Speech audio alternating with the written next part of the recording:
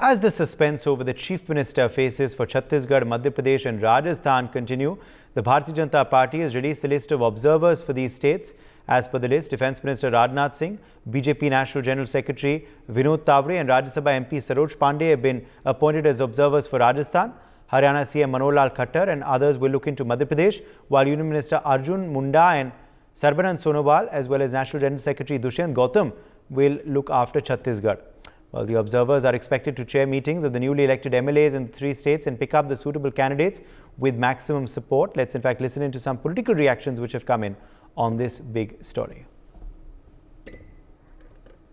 जनते मैंने कहा था समय देर नहीं हुई, मैंने पहले ही कहा था, आपने जब पूछा था, इसलिए ज्यादा परेशान मत होइए। ये पर्यवेक्षक बताएंगे, विधायक दल की बैठक तक उनकी जिम्मेदारी है। हम तो विधायक हैं, उस बैठक में जब बुलाएंगे तो जाएंगे। मुझे विधायक दल की बैठक की सूचना आएगी तो मुझे भी जाके वहां जाना है, बस इतना ही काम है मेरा।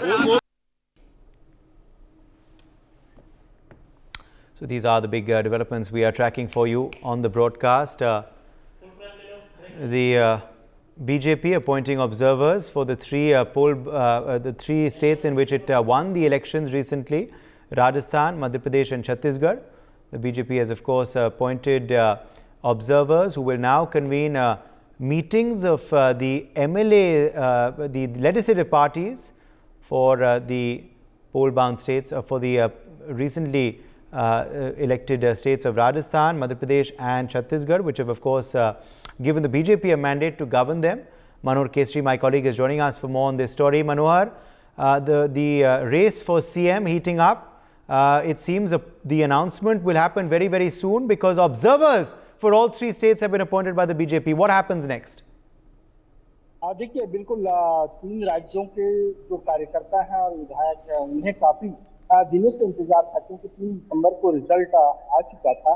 ऐसे में कल जिस प्रकार से दिल्ली में प्रदेश के आला नेताओं की गहमा गहमी बढ़ी, वहीं अगर हम राजस्थान की बात करें तो राजस्थान से वसुंधरा राजे ने मुलाकात की थी प्रधानमंत्री नरेंद्र मोदी से, जेपी नड्डा से, और करीब देर रात जेपी नड्डा से करीब 1.5 घंटे की मुलाकात हुई थी। तो ऐसी स्थिति में आज बीजेपी की ओर से तीनों राज्य छत्तीसगढ़, मध्य प्रदेश, राजस्थान, तीनों राज्यों के लिए ऑब्जर्वर नियुक्त कर दिए गए हैं। ये जल्द तीनों राज्यों में जाएंगे, वहां के नेताओं से जो विधायक में जीत करके आए हैं उनसे बातचीत करेंगे, उनसे राय जानेंगे, और उसके बाद उम्मीद की जा रही है कि इस वीक के लास्ट तक हो सकता है कि रविवार को, जिस प्रकार से कैलाश विजयवर्गीय ने भी ऐलान किया है कि रविवार तक जो है मुख्यमंत्री के नाम का ऐलान हो जाएगा। लेकिन सबसे पहले तीनों राज्यों के 9 ऑब्जर्वर, राजस्थान में राजनाथ सिंह समेत 2 और हैं, मध्य प्रदेश है, छत्तीसगढ़ है, तो इन सारे ऑब्जर्वर्स जाएंगे और राय लेंगे। जी, विधायक दल की बैठक कब बुलाई जा रही है इन 3 राज्यों के लिए? सूत्र आपको क्या बता रहे मनोहर? देखिए, बिल्कुल ऑब्जर्वर जल्द जाएंगे, उसके बाद राय लेने के बाद आला कमान को बताएंगे और जल्द ही विधायक दल की बैठक होगी और सीएम कौन होंगे तीनों राज्यों के, उसका ऐलान बीजेपी की ओर से कर दिया जाएगा। Ajit Mendola, senior journalist, is also joining us now live. Ajit Mendola, it seems that the next procedure has now kicked off. The observers have been appointed by the BJP. These observers are for all 3 states. Ajit Mendola, how soon do you expect the MLAs meeting to be called, and will the opinion of MLAs be taken by the observers, or have the observers already been given names of who the party is going to appoint in these 3 states? जो जानकारी मेरे पास आ रही है अभी, ये जो नई अभी लेटेस्ट जानकारी यही है कि शायद संडे तक ये तीनों जो बनाए गए हैं अलग अलग राज्यों के, ये ऑब्जर्वर राज्यों में पहुंच जाएंगे और ये संभावना जताई जा रही है कि रविवार तक ये तीनों जगह तय हो जाएगा कि कौन मुख्यमंत्री बनेगा। विधायकों की बैठक भी हो जाएगी और उसके बाद ये लोग दिल्ली आके सारी रिपोर्ट अपनी सौंपेंगे।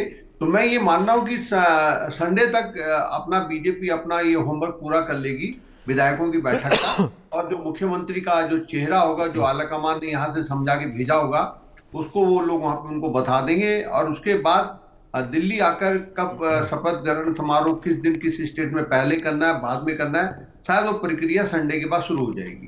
जी, अब तक रेस में कौन चल रहा है आगे? अजीत मेंडोला, आपके सूत्र आपको क्या बता रहे हैं? छत्तीसगढ़, मध्य प्रदेश, राजस्थान की मुखिया कौन होंगे?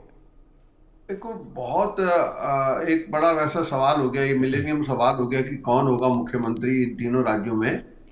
तमाम नाम हैं। अभी तक कल तक ये था कि अश्वनी वैष्णव शायद रेस में आगे हो गए हैं, और अगर वो रेस में आगे होते हैं तो मेरे ख्याल से उनके नाम पर सहमति बननी चाहिए। यहाँ की कोशिश तो बहुत सारे अपने स्पीकर हैं ओम बिरला, वो तो लगातार कोशिश कर रहे हैं, लेकिन वो कितना आगे निकल पाएंगे कह पाना बड़ा मुश्किल है। और गजेंद्र सिंह शेखावत तो पहले से ही एक नाम था जो बराबर चुनाव से पहले ही चर्चा में था कि इस बार गजेंद्र सिंह शेखावत हो सकते हैं। बालकनाथ का नाम मीडिया की तरफ से बहुत तेजी से उछाला गया। दिया कुमारी, जिस दिन उनको लोकसभा का टिकट दिया गया उस दिन से उनका नाम चल रहा है कि वो अगली मुख्यमंत्री होंगी। तमाम नाम है, लेकिन उदय, जो प्रधानमंत्री मोदी का और गृह मंत्री अमित शाह का काम करने का तरीका है, उसमें बीजेपी के अंदर से खबर निकालना बड़ा मुश्किल काम है। तो अभी ये कह पाना, अब जैसे मध्य प्रदेश में आप सुन रहे होंगे कि भाई शिवराज सिंह चौहान एक कल से फिर शांत हो गए हैं। वहां पर ज्योतिरादित्य सिंधिया का नाम भी कल शाम तेजी से निकल के आया। नरेंद्र सिंह तोमर हैं, प्रहलाद पटेल हैं, और इसी तरीके से रेणुका चौधरी छत्तीसगढ़ में चल रही हैं, रमन सिंह हैं, तमाम नाम हैं। तो मुझे लगता है कि देखो, एकदम नया चेहरा होगा तीनों राज्यों में, और जी। एक सरप्राइज नाम होंगे तीनों जगह। और मतलब मगर हम देख रहे हैं कि बैठकों का भी सिलसिला जारी है। वसुंधरा राजे भी दिल्ली पहुंची हैं, कल जेपी नड्डा के संग उनकी बैठक हुई।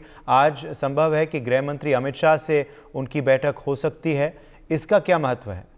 देखो, वसुंधरा राजे 2 बार मुख्यमंत्री रही हैं, बीजेपी की राष्ट्रीय उपाध्यक्ष हैं, बड़ा नाम है, बड़ा चेहरा है, और उनकी माता विजया राजे सिंधिया का इस पार्टी को बनाने में बड़ी भूमिका रही है।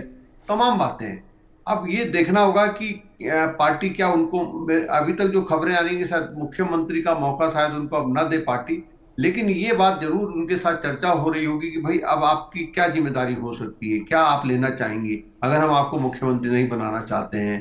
कोशिश तो कर रही है कि भाई एक मौका मुझे दे दिया जाए, और उसके बाद आगे फिर कभी देखा जाएगा। तो अब ये होगा कि भाई आप अगर उनको, उनके बेटे को स्टेट में सेट किया जाता है राज्य मंत्री बनाकर, या वो दिल्ली आती हैं, ये तमाम चर्चाएं हो रही होंगी। पार्टी नहीं चाहती होगी मेरे ख्याल से कि भाई वसुंधरा राजे को एकदम से इग्नोर किया जाए, एकदम किनारे कर दिया जाए। कहीं ना कहीं उनको एक सम्मानजनक स्थिति, अगर मुख्यमंत्री नहीं बनाया जाता तो एक सम्मानजनक स्थिति उनके हिसाब से दे दी जाए, जिससे कि उनको ये ना लगे कि भाई मेरे को पूरी तरीके से साइड कर दिया गया। इस पार्टी को बनाने में उनकी बड़ी भूमिका बनाई है। पर्यवेक्षकों की बात करें अजीत मेंडोला, तो पर्यवेक्षक काफ़ी वरिष्ठ हैं, काफ़ी सीनियर है, काफ़ी अनुभवी हैं। राजनाथ सिंह को जिम्मेदारी दी गई है राजस्थान के लिए। उनकी सहायता 2 और बीजेपी के नेता करेंगे। मुख्यमंत्री मनोहर खट्टर को मध्य प्रदेश का जिम्मा दिया गया है, उनकी भी सहायता 2 और नेता करेंगे। छत्तीसगढ़ का जिम्मा अर्जुन मुंडा को दिया गया है, केंद्र में मंत्री हैं वो, उनकी सहायता भी 2 और नेता करेंगे। एक और मंत्री वहाँ सर्बानंद सोनोवाल को भी भेजा जा रहा है पर्यवेक्षक द्वारा। तो वरिष्ठ अनुभवी नेता हैं। तो पार्टी जो है वो दिखाना चाहती है कि काफ़ी गंभीरता से ये पूरी प्रक्रिया को जो है ली जा रही है, क्योंकि काफ़ी वक्त अब हो गया है। कल तेलंगाना में नए मुख्यमंत्री का शपथ हो चुका है, आज मिजोरम में नए मुख्यमंत्री का शपथ हो गया है, मगर अब तक बीजेपी जो है वो बड़े आराम से चल रही है। अजीत मेंडोला, इसका क्या महत्व है, क्योंकि अब तक विधायक दल की बैठक तक नहीं बुलाई गई है? उदय, देखो क्या है कि गेंद अब पूरी तरीके से बीजेपी के पाले में है। कोई खतरा बीजेपी को है नहीं ये 3 राज्य जीतने के बाद। आने वाला जो सबसे बड़ा चुनाव है लोकसभा का, उसको लेके भी बीजेपी का आधा टेंशन खत्म हो चुका है।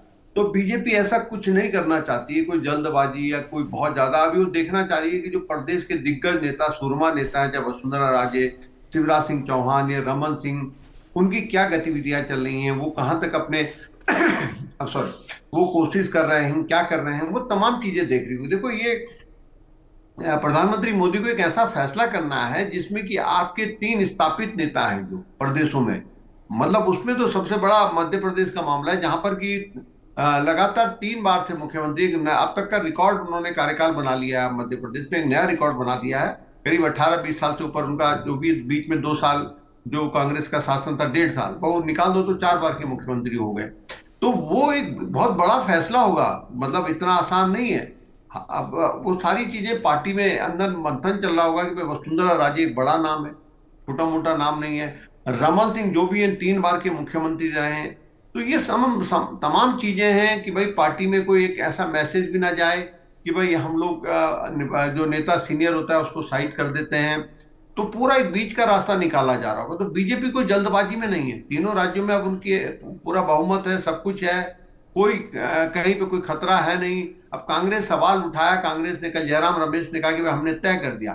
कांग्रेस के पास एक ही राज्य था, फिर कांग्रेस में कोई बहुत ज्यादा दिक्कत थी नहीं। लेकिन यहाँ पे बहुत बड़ा फैसला करना है कि आप एक स्थापित नेताओं का रिप्लेसमेंट देंगे और वो ऐसे चेहरे देंगे जो कि प्रधानमंत्री मोदी या बीजेपी की जो रणनीति है कि भाई आने वाले 5, 10 साल, 15 साल हम लोग सरकार रिपीट करते रहे। तो उसके लिए आपको एक ऐसा सशक्त चेहरा तीनों राज्यों में देना होगा कि जब वो मुख्यमंत्री बने तो एक मैसेज जाए कि भाई हमने एक ऐसा चेहरा दिया है तीनों राज्यों में, अलग अलग चेहरे दिए हैं तीनों राज्यों में, जो कि केवल लोकसभा चुनाव का तो मैं नहीं मानता कि बहुत सीरियस मैटर है। लोकसभा में तो प्राइम मिनिस्टर मोदी चेहरा है, कमल चुनाव चिन्ह है, पब्लिक ये जानती है। जी। लेकिन इसके बाद आगे 5 साल बाद क्या होगा, कैसा दमदार चेहरा होना चाहिए। जैसे कि खट्टर उन्होंने दांव खेला, वो रिपीट करवा गए सरकार को। उत्तराखंड में सरकार रिपीट हुई, भले वहां पे कई प्रयोग हुए, असम में सरकार रिपीट हुई। तो बीजेपी एक हिमाचल में सरकार रिपीट नहीं करा पाई। बाकी अब वो हिमाचल का एक सबक उन्होंने लिया है आला कमान ने बीजेपी की, भाई अब हमको इस तरीके से रणनीति बनानी है। जी बिल्कुल। For more such videos, subscribe to the NewsX YouTube channel, hit the bell icon.